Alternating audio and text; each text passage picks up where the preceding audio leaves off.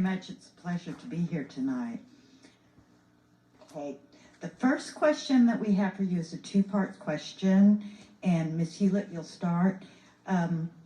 Given the possible budget deficit, what is your stance on elimination of current elective programs to meet budget constraints, and how would you determine which programs would be eliminated? Thank you. I think that probably part of this question comes from some of the things that I brought up at board meetings recently about and that has been requested by another trustee about examining what it would take to get off of the block schedule and onto the traditional schedule. I mean, with the budget like it is, we've got to consider areas where we might have to make cuts. Now, I'm not totally committed to getting off of the block schedule and going to the traditional schedule, but I think every avenue has to be exhausted to make sure that we can save teaching jobs as well as maintain healthy student-to-teacher ratios. One thing that I found interesting today in the Metro section of the San Antonio Express-News was a piece of legislation that is discussing allowing career and technology education classes be substituted for the math and science that have been added to the 4x4 program. If that happens, it makes moving to a traditional schedule all the more easier if we decided to do that. And also, I'll note that studies show that if you are on a traditional 7-period-a-day schedule as opposed to a block schedule where you have 4 each day, math and foreign language scores are known to go up. And in fact, Baylor University requires students to take 2 years of Spanish, and they require the students to go 5 days a week to that class because they too have acknowledged that these studies are correct. One thing that I do want to clear up is a comment that was made about how we built up the fund balance in preparation for these 2 difficult years. I recently spoke with former district CFO Dave Helmke, who managed the money for 15 years during many surplus budget years, and he told me that that was never the case, that they never had any discussions about building up this fund balance for the purpose of these 2 years.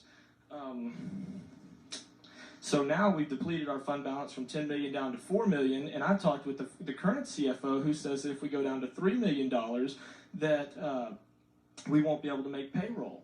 And at the rate we're going, we'll probably be down to below $3 million by January of next year. Thank you. Thank you.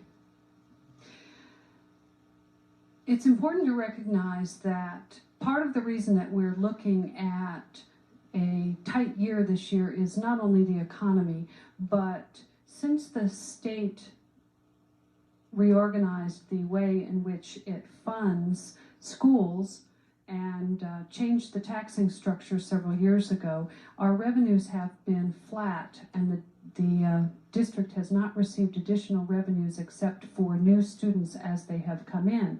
So this makes it extremely important that the district continue to look carefully at what programs it does put into place, what programs it keeps. And one of the things that we did this last year in anticipation of this difficult year that we're having is we commissioned a study by TASB of our patterns for teachers and other groups of employees. And we are going to use this staffing study to help us look at where we can identify savings in the biggest area that we have in our budget, which is employees. Now, we are committed to every teacher and every employee having their job for next year. That is not going to be how we're going to balance the budget. We're committed to not raising taxes next year. I have said that we're not going to have a tax increase. We're not going to have a tax referendum. It's important to look at the programs that we do have in place and how we might identify cost savings for those programs. I would hope that we would not be able to have to make any inroads in the strength we have had for our arts programs and our fine arts initiatives that we've been able to have in this community. They're an essential part of how we develop well-rounded students and create lifelong learning. It's certainly important to recognize that. Thank you. Okay, the question is, most faculty and staff are overwhelmingly in favor of keeping the block schedule at the middle and high school level. What are your thoughts about the block schedule versus a 7-period day? I have always been a proponent of the block schedule. I have felt that it gives us additional flexibility about having students have access to 32 class sections during their high school career. I think it gives us lots of flexibility too for students during the day to be able to have access to their teachers, which is what they need one-on-one on occasion to ask a question, make up a test, whatever it is that they need. They have the opportunity to see that teacher during the day and perhaps get just that little bit of extra help that they need. It gives us extra time for the tutoring as well that has helped our community assist those students that need some extra attention. It also helps us respond much more easily to the new 4x4 requirements that the state is putting into place. Those requirements will require us they will require us to have 4 years of math and 4 years of English. So 4 years of science, excuse me. This limits the opportunities that other students will have for extracurricular and courses of their choice outside that 4x4 curriculum.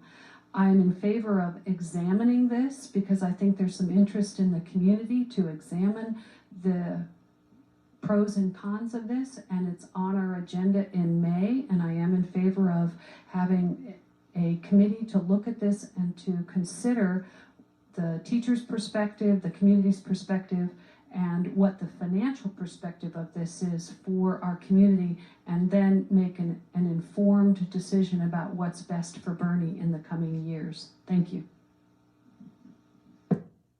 I was hoping you'd ask this because there was something I left out on the last one, and it kind of ties into this one. So this is going to be fun. As you know, I've talked a lot about this whole block schedule and 7-period deal for the last several months. And, you know, my opinion personally, from having observed in a 7-period deal, from having student taught in a traditional type schedule, and from having learned personally in a block schedule here in Boerne, is that I personally would prefer a 7-period-a-day schedule myself. But I'm not the only one who matters in this community. It's all of you who matter. So we absolutely need to study this. We don't need to just say, well, what do the trustees want? Because it's not about what we want. But let me just say that what I do dislike about the block schedule that a lot of people probably don't think about is that a lot of our coaches feel that they need to see their athletes every day. And I agree with them. They need to see their athletes every day because school districts like Friendswood and Highland Park, who are on the traditional schedule, get to see their athletes every day during the school day. But see, our coaches are getting to see them every day for an athletic period and then for an athletic study hall as well. So 8 of the 32 classes that many of our athletes are taking are directed towards athletics. So they're really not cashing in on these extra opportunities that other kids are cashing in on that aren't in athletics. They're missing out on the possibility of taking AP European history, AP psychology, sociology, and so on. Many other kids are battling their way into the top 10% over successful academic athletes who are unable to take those additional classes. So I think that there's some form of equity that could be considered with a traditional schedule for many of our athletic types that's not there currently with the block schedule.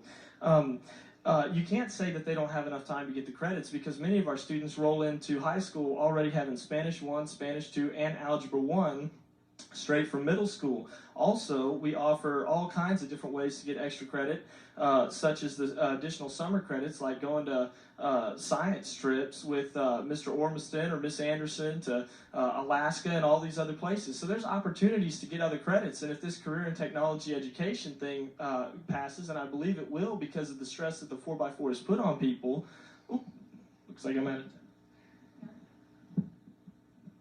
A college readiness statistic for Boerne graduates has been thrown about without much detailed explanation or comparison. How do you define college readiness for Boerne Independent School District graduates? Am I ready? Okay. You may read in the newspaper that I only look at one college readiness indicator. The reason that I have chosen to look at that one specific college readiness indicator, and it's not the only one that I've looked at, but it is because it's a very important college readiness indicator. It takes your TAKS testing scores, your SAT, and your ACT, and it decides whether or not you're college ready, whether or not you will start college, university level classes immediately, or whether or not you'll start taking remedial courses. So What we have in Boerne is a 59% college readiness level between math and language arts, and we have about 89% of our students going to either a university or a two-year college right out of the box. So 1/3 of our kids that are going to start off by taking remedial courses. Now, according to a study that Alan Rich pointed out, which was a very interesting study, it showed that 1/3 of the students that it was able to successfully measure in state colleges and universities, that 1/3 of them had less than a 2.4 or less.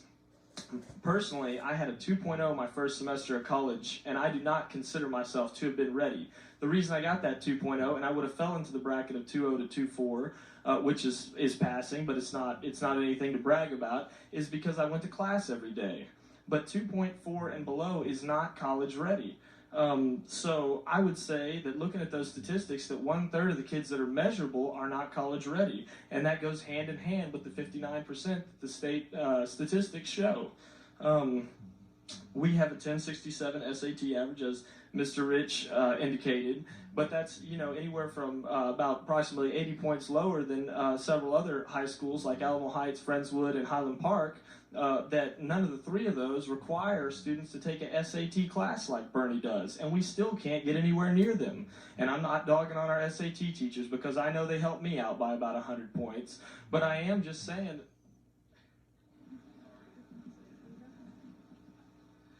I'll say it for you, Eric. First of all, we've had a lot of discussion about this 59% figure, and I work at a college, and I want to make something very clear. That figure does not have a track record. That figure is not used by colleges for college placement. It is not a predictor of what classes you will or will not be in.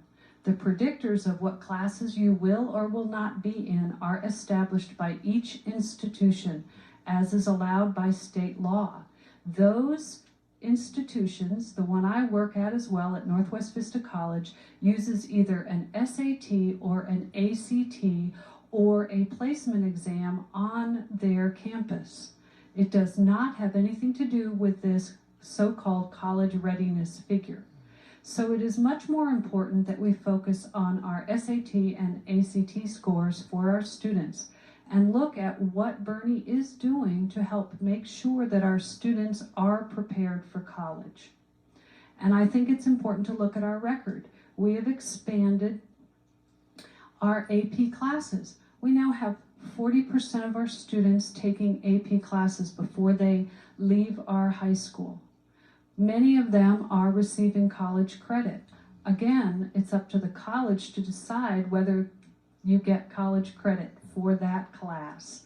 We're now expanding our dual credit program thanks to a relationship I have with Northwest Vista. We've expanded our dual credit for the fall. This will again help our students be more college ready and be able to place at college level when they enter that institution of their choice.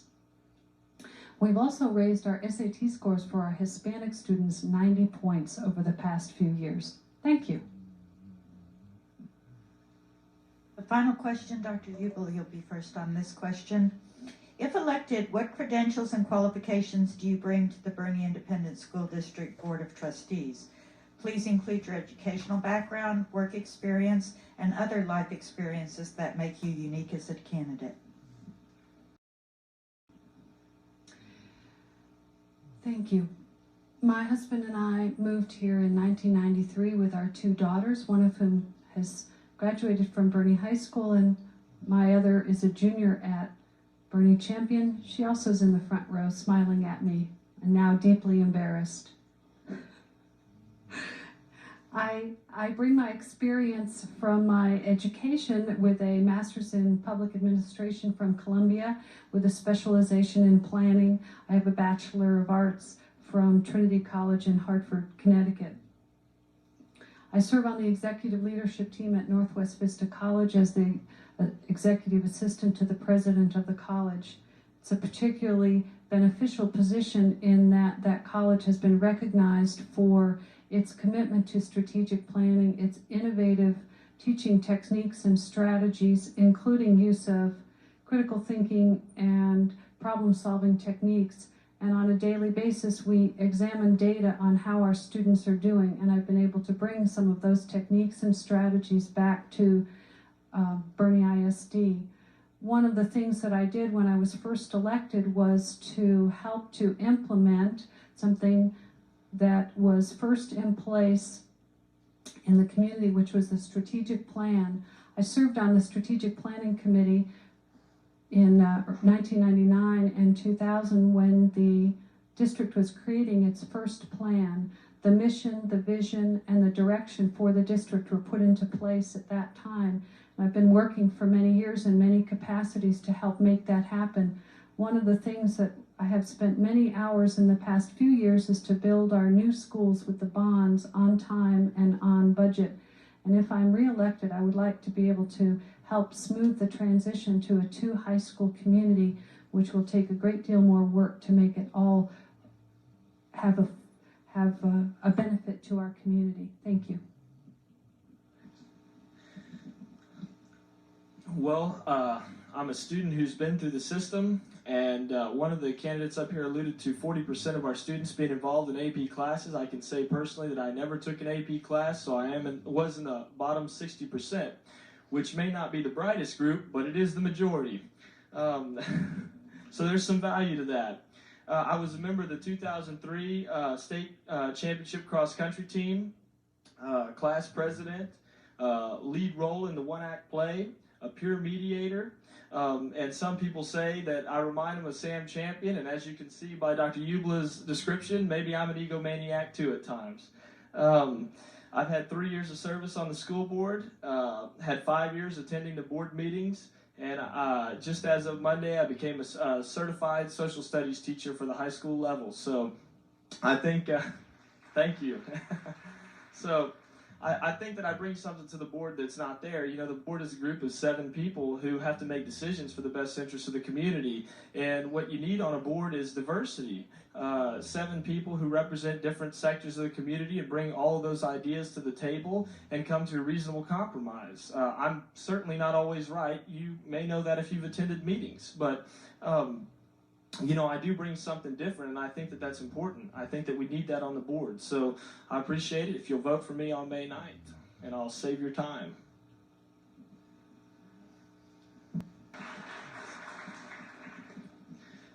They say our budget is fine, and our fund balance will be at a healthy $4.1 million at the end of June. I say that $4.1 million is not a healthy fund balance, as it is less than one month's reserves fund. In the last 2 years, we've had a $3 million budget deficit. They say that I voted to approve $800,000 out of the fund balance this year to pay for buses. I say students have to get to school, and if this is the best plan that the administration could come up with to pay for them straight out of our pockets, then what am I supposed to do? I am the only trustee to have gone out and done research and find out that we can buy buses at half price used, and this is an idea that has been well received by the Transportation Committee, which I currently chair. They say that every year we have 5,000 applications for 50 positions. I say that it is time to stop rubbing this number in the face of teachers, because reminding our faculty of how replaceable they are is not the way employees should be treated. They say that Dr. Kelly may consider leaving if this board turns over because I'm a power-hungry 24-year-old trying to seize control of a $60 million budget. I say I'm flattered that they consider me to be this powerful. Do you really think that I have control over a PhD, a lawyer, and a home builder, which have a total combined living experience of 60-plus years in our community? They say that BISD was never recognized until Dr. Kelly got here. I say Pearsall was never recognized until he left. If you don't believe me, look it up. They say that Dr. Kelly is worth every penny of the $180,000 in bonuses that he has received. I say only if the teachers have received a comparable amount as well. They say that I have done nothing to keep my promises about helping solve the drug problems in BISD and instead want to get rid of drug testing. I say that no single trustee can do anything by themselves, and I have not just said that we should get rid of the drug testing, but instead that we should move to cheaper and more effective drug dogs. These dogs could keep drugs and firearms off our campuses, and that is our job, to keep the campuses safe. They say, what if Dr. Kelly leaves because he doesn't want to work for a new board? I say, make room in the personnel office because we will likely get the same proportionate number of applications for that position that we get for all the teaching positions. They say that I am confrontational, divisive, and negative. I say that I ask questions and that I vote my conscience and I will not sell out on my values. I will point out to you that the three incumbents have voted together on every single issue over the last 3 years except for one where my opponent abstained on a particular issue. We need diversity on this board. I don't mean to take jabs at John Kelly. I think he has his good qualities and he has his bad qualities, but I do want to address some of those things. We can't sit here and just, tell everybody all the sparkly news. We have to be honest. There's bad news too, and not everybody's so great. I'm not so great. You know what I mean? But I'm not going to stand for people taking the low road that and I'm not talking about the opponents. They have taken the high. Sorry.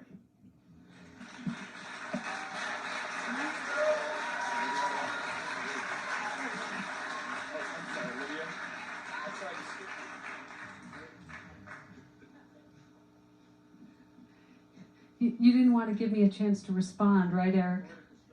Political strategy there. Catch me off guard. Maybe I haven't heard some of this before. I appreciate your interest in coming this evening, and I especially appreciate your interest in this election. It's been an honor and a privilege for me to serve this community, and it would be an honor and a privilege if you would consider re-electing me in this election. If I am re-elected, I pledge to you that I will serve the entire district and serve in the best manner to which I am able. And what that means is that I ask questions I might just not ask them at the board meeting. I choose to do my work. I choose to do my work at committee meetings. I choose to delve in and research the questions. I choose to find out what some of the options are and involve the community in those decisions in a committee process. The committee process then comes forward to the board. If I have a problem with what is happening in that process, I participate in that process. I participate at the committee level. I have chaired many committees for this district, and I believe I have admirably served many committees for this district. I most recently have chaired the Bond Committee since 2004. That has been one of the most important things that this district has done over the past 5 years. That committee has spent the $100 million, that you entrusted this board to put forward and to build your schools with a balanced budget, and we have done that. We have built Boerne Champion School under budget and on time. We rebuilt this school under budget. We built Cibolo on time and on budget, using strategies and techniques that will carry this community forward far into the future. I also believe that we have made some of these successes because we have involved the community in this process.